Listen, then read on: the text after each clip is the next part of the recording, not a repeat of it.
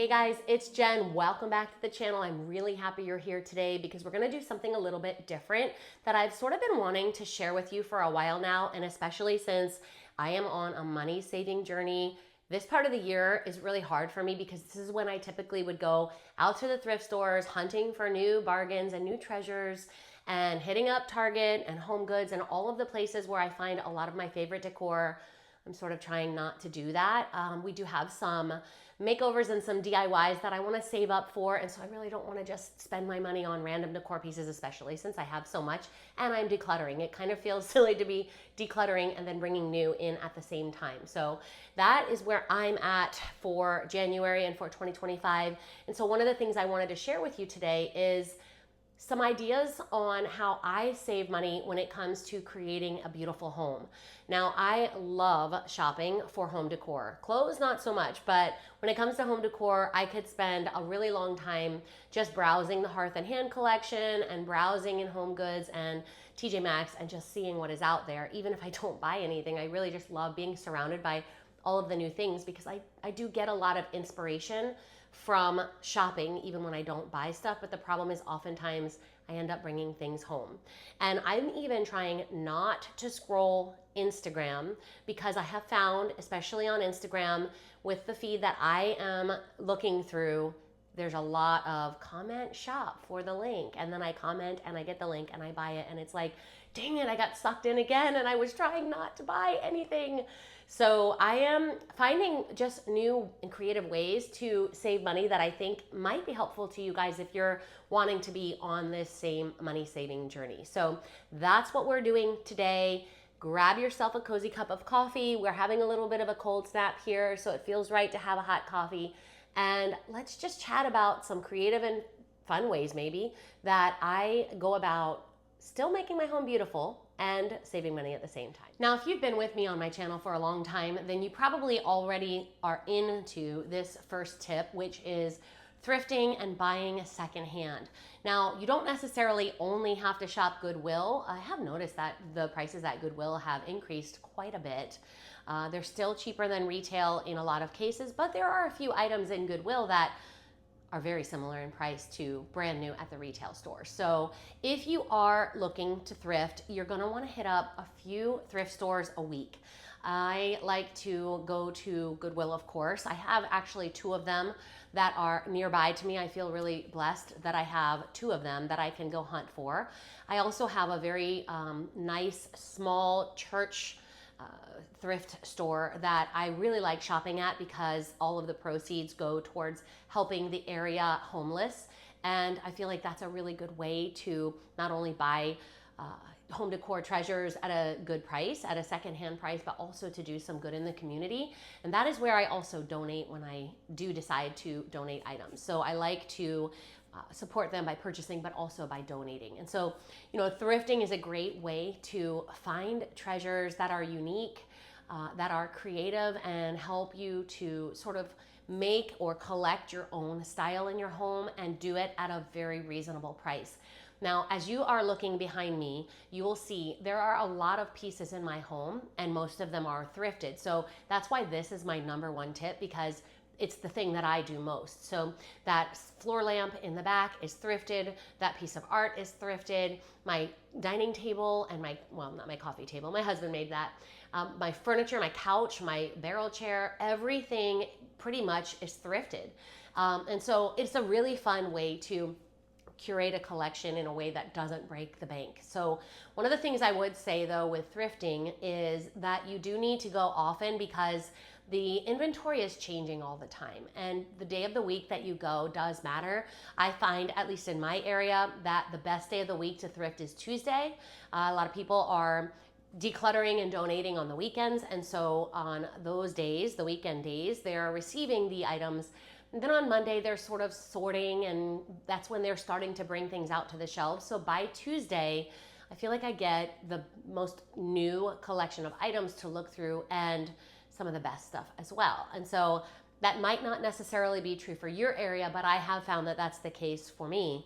And then throughout the week, aside from shopping on Tuesdays, I do try to hit these stores up maybe one more time during the week just to see if there's something new that I may have missed, especially when I'm looking for furniture. And one other tip I will give you is if you are going to do secondhand shopping, you really do need to commit to going early.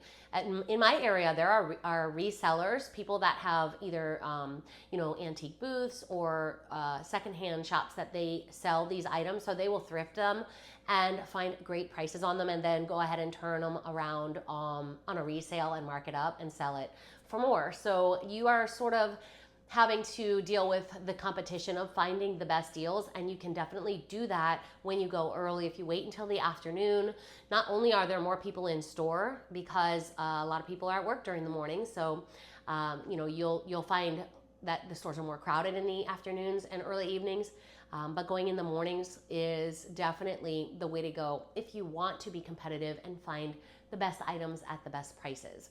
So thrift shopping is not only about shopping, it's not only about finding. Sometimes it's just about the thrill of the hunt. And so don't be discouraged if the first time you go thrifting, you don't find anything, or you find a bunch of stuff, but you're like, how does this work in my house?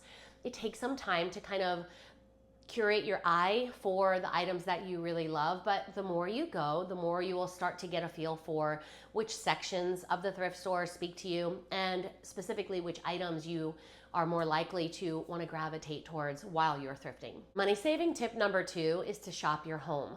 This is something in the past I have forgotten to do, or I maybe just didn't want to do it because I wanted, new items and sort of retail therapy, which can really break the bank. But when you shop your home, you are basically walking through your house with an idea of finding items from a room that you maybe have had it in for a while, and you're going to remove it from that room and you're going to place it somewhere else in your house. Now, the best part about shopping your home is that if it made it from the store to your home and it's been in use in your home as decor for a while, chances are you really do love it. But sometimes we kind of get tired of looking at the same items. And so when you shop your home, you're able to take those items that you do love, that you have been using, and find a new use for them, which sort of freshens them up. It gives it new life. And not only that, but it really does simulate that retail therapy feel without having to go to the store and spend money. Because once you have that item placed in a different spot in your home, it feels new. It really does. And so my number 2 tip for saving money is to just shop your home, look around at the items that you have been loving, and maybe find a different way to use them. I love doing this, and I think you will too. Now, a lot of times we think when we want to create a beautiful space, what can I add to that space that will really enhance it and really beautify it and really create a little moment? And I think that necessarily is true most of the time, but there are times where adding is not what you need. And in fact, you need to edit your home and you need to declutter, pare things down, and bring things back to a very serene, dare I say, empty feel, because when you do that, you are able to really allow the pieces that you do select to speak. A lot of times when we have an overabundance of items, everything sort of gets lost in the mix. And so the items that you love don't really have their front and center moment. They don't really speak. They don't really do their job for the look that you want to create. And sometimes you might spend the day decorating and adding items in, and then at the end of the decorating process, you still sort of feel like something isn't right. And if that is happening to you, which it does happen to me quite often, adding things is not the way to go. And I usually find that when I remove things, and sometimes remove things all the way down to a blank space and completely start over, this really does give your mind and your eye a fresh start. And this helps items that you do select to speak. This is something that I have been doing recently because it really has helped me to not necessarily feel like I need to go shopping all the time, but try to use my items in a more wise way and in a more impactful way, a more meaningful way. I don't want to be a just, fast consumer and, flash in the pan, I like it now and it's gone in the future. I want to buy items that I love and that I can use for years to come.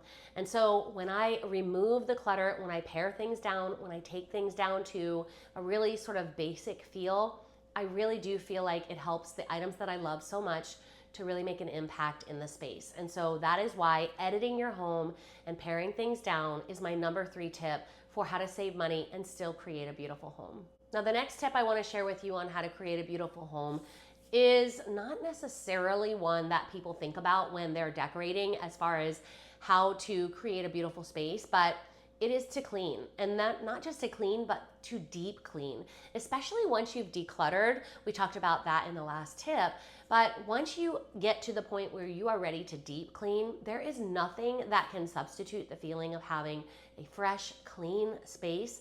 It really does elevate your home to the next level, especially when you are using items in your home that you've used in the past.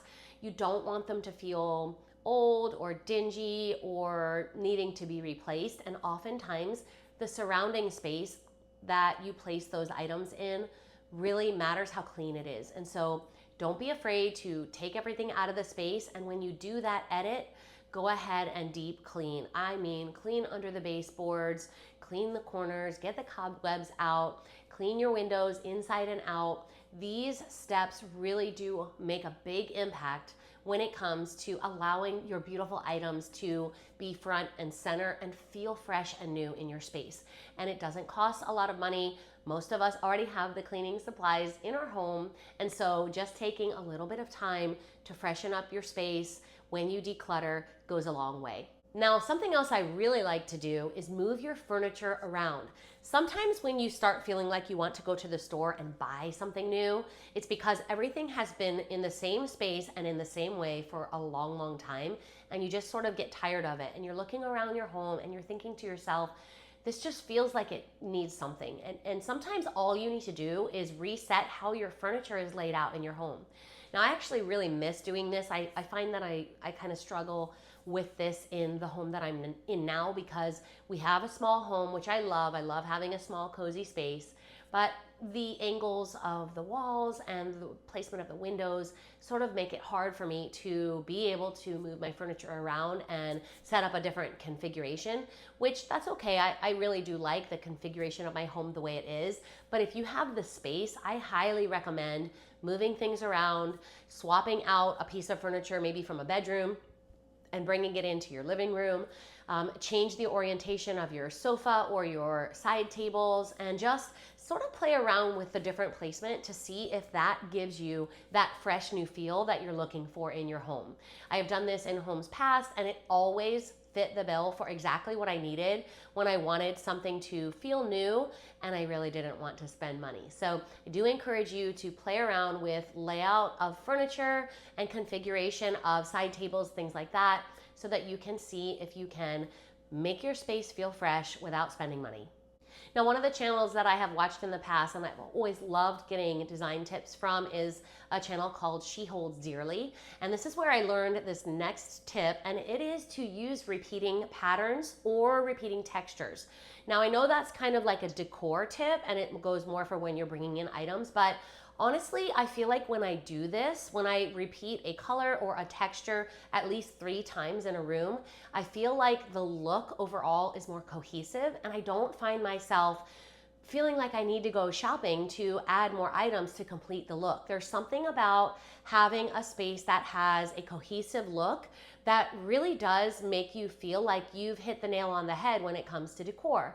And so when I do this, when I repeat a color or when I repeat a pattern or a texture in my home, I find that I shop less because I feel like I need less. I feel like I do the job with less stuff. And so in the past, you may have seen that I will repeat textures. I love using wicker, and that's not something that's only for the summer. I am currently using quite a bit of wicker in my kitchen and in my home overall, even right now during the winter season, because wicker has a very natural feel to it. It's a natural element, and so it does bring in a lot of that warmth that my home needs in the winter time. And so it's not just great for summer, it's great all year round. And I have found that just because I am repeating these textures and these colors and these patterns, I'm not reaching for more brand new items to fill in the spaces. everything looks cohesive, and it makes it much easier to decorate. So if you're struggling a little bit and you're trying to save money, you might want to look in your decor for items that share a similar texture, a similar color, or even a similar pattern, and bring those together, and you might find that you don't necessarily need to go shopping for more things. Another really great tip that has helped me so much when it comes to money saving and also creating a gorgeous home is to think about what your home smells like. Scent is really important, and it is such a vital part of a beautiful home. If your home has a musty smell, then you're going to walk in that space after a day of work or running errands, and you're going to come inside and you're just going to feel heavy and bogged down by it, and you won't maybe necessarily even know why. And so I have found that there are multiple different ways to create a nice, fresh smelling home, and that doesn't necessarily mean that you have to go out and buy candles, although you can see I do have candles burning. I love using candles in my home. I love the warm flicker of the flame, but I also do love the scent. And candles are one way that you can add a beautiful scent to your home. Another way that you can bring in beautiful scents are to use diffusers or incense or room sprays. There are so many options. And one thing I will say, I have found that any product works for me. I don't necessarily have allergies or issues, but if you're a person that struggles with allergies, you might want to look into all natural elements, and I know they are on the market. So they're out there. If that's something that is important to you, then you definitely are going to be able to find items that are environmentally friendly and also won't cause your allergies to act up. But in the past, I have used scent diffusers and candles and incense, all sorts of things to create the scent of a beautiful home. And don't underestimate the other tip that I gave you about cleaning. So sometimes our home doesn't necessarily smell bad, but it doesn't smell fresh. And so using items like Abyssal Little Green, if you have furniture that is fabric, to refresh the fabric. Sometimes baking soda is also something that I will use because it is a natural odor absorber. And so I will sprinkle that on my fabric furniture, let it sit for a while, and then vacuum it up. And sometimes that's really all I need to kind of create a fresh smelling space without breaking the bank and going all in for expensive candles and room scents. Mopping on a regular basis with a scent that you love is also a great way to go. My friend Robin Lane Lowe was just talking on her channel about how she uses a little bit of the Tide laundry powder in her mop bucket while she's going through, and that really helps freshen up her home too. So there's a lot of different ways that you can create a beautiful smelling home that don't have to break the bank. So think about scent when you are trying to create a beautiful home that also helps you to save money. Now, another tip that will really help create a beautiful space, and this absolutely costs $0, is to open up your blinds and to open up your curtains and let the natural light come in. Natural light not only benefits us mentally, it also is very good for us physically. We need that vitamin D, especially in the winter. So opening up the windows, if it's a super cold day, don't open your windows, but you can open your blinds and your curtains and your shades and just allow all of that natural light to come in. That does a wonderful job for creating a feel of open and airy.